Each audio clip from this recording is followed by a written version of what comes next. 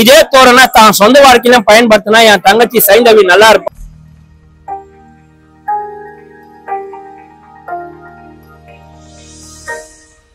Blackmail படம் அருமையா இருக்கு, ரொம்ப சந்தோஷமா இருக்கு. G V Prakash after long time நல்லா பண்ணியிருந்தாரு. அந்த படம் வந்து ஒரு குழந்தைய வச்சு எவ்வளவு உன்னிப்பா கொண்டு போகணுமோ, அந்த ஒரு குழந்தையா அந்த படத்தை எவ்வளவு எடுக்க முடியுமோ எடுத்து அந்த குழந்தையுமே அவ்வளவு அழகா பொறுப்பா கோஆபரேட் பண்ணிருக்கு. படம் சூப்பரா இருக்கு, ரொம்ப ரொம்ப பிடிச்சிருந்துச்சு. கண்டிப்பா எல்லாரும் தியேட்டர்ல வந்து பாருங்க. படம் வந்துட்டு உண்மையிலும் அவ்வளவு அருமையா இருக்கு. யாருன்னா முன்னாடி காதலிச்சீங்கன்னா எக்ஸ் லெவல் காதலிச்சீங்கன்னா தயவு செய்து ரெண்டாவது கல்யாணம் பண்ணிட்டு உண்மையை சொல்லிடுங்க. இப்படி தெரிஞ்ச ஸ்ரீகாந்த் தன் குழந்தை மேல குறிக்கோளா இருக்கா போல அந்த குழந்தையை காப்பாத்தினு, அதுதான் பிளாக்மெயில். ஜிவி பிரகாஷ் நீ காதலியை காப்பாத்துற, ஸ்ரீகாந்த் உன்னுடைய குழந்தைய நீ காப்பாத்துற, இதுதான் பிளாக்மெயில். இதுதான் கதை, ஒன்லைன் இதுதான்.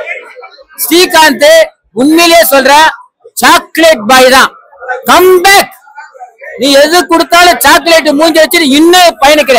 கிட்டத்தட்ட 30 வருஷமா 35 வருஷமா ரோஜா கூட்டம் முதல் கொண்டு, பார்த்திபன் கனவு முதல் கொண்டு, மனசெல்லாம் முதல் கொண்டு இவ்வளவு படத்துக்கும் அதே ஸ்ரீகாந்த். இந்த படத்துல ஒன்லைன்ல சொன்னா குழந்தைய கடத்தி நிறைய படம் நான் பாத்துட்டேன். ஆனா டிராவலிங் பார்த்தா முழுக்க முழுக்க இரவு தான், நைட்ல தான் எடுத்துக்கிற போல. ஜிவி பிரகாஷ் உண்மையிலே சொல்ற, நீங்க இசையமைப்பாளர் கில்லேடிதான். கொஞ்சம் கூட சத்தியமா இந்த அளவுக்கு இருக்குன்னு எதிர்பார்க்கவே இல்லை. பிரிச்சு மேய்ச்சிட்டாங்க. என்ன மாதிரி படம் தெரியுமா? ஏன் தெரியுமா? சில படத்துல எல்லாம் பாத்தீங்கன்னா ஜம்ப் ஆயிட்டு போயிட்டே இருக்கும், அந்த சீன் எல்லாம் விட்டுருவானுங்க.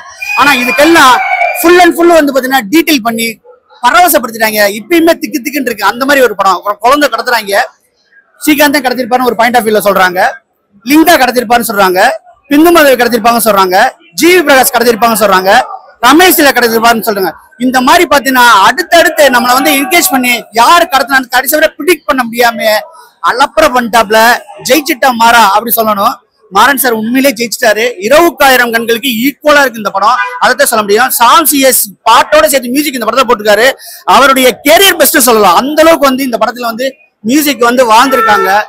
பிந்து மாதவி ஸ்ரீகாந்தோடைய பேர்லாம் பார்க்கும்போது அப்படியே லட்டு மாதிரி இருக்குது. எல்லாமே நைட் எஃபெக்ட். டெக்னிக்கலா இந்த படம் செம்ம சவுண்டு. யாரெல்லாம் வந்து பாத்தீங்கன்னா சஸ்பென்ஸ் த்ரில்லர் ஜானரை விரும்பி பாக்குறாங்களோ தமிழ்ல கொடுத்த ஒரு அற்புதமான படம்.